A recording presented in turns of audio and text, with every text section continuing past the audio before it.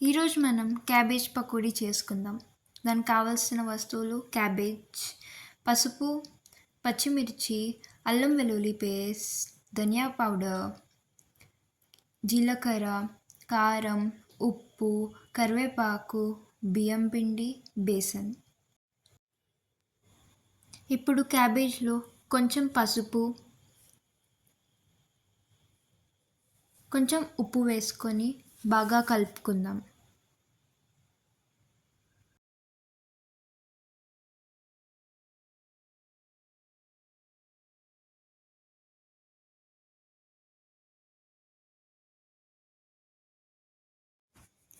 ఇప్పుడు క్యాబేజ్ని బాగా పిసికి వాటర్ పోయినాక ఒక బౌల్లో వేసుకుందాం.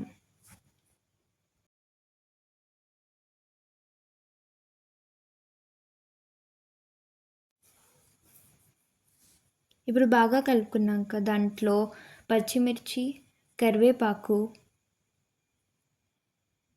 ధనియాల పొడి, జీలకర్ర, కారం, బియ్యం పిండి,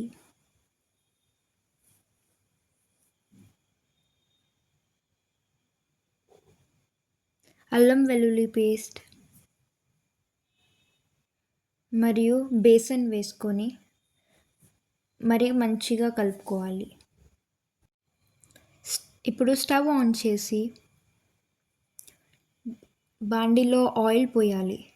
అది వేడి అయినాక దాంట్లో ఈ పిండి ముద్దని పకోడీలాగా వేయాలి. తర్వాత మధ్య మధ్యలో కలుపుకోవాలి, అది మాడకుండా.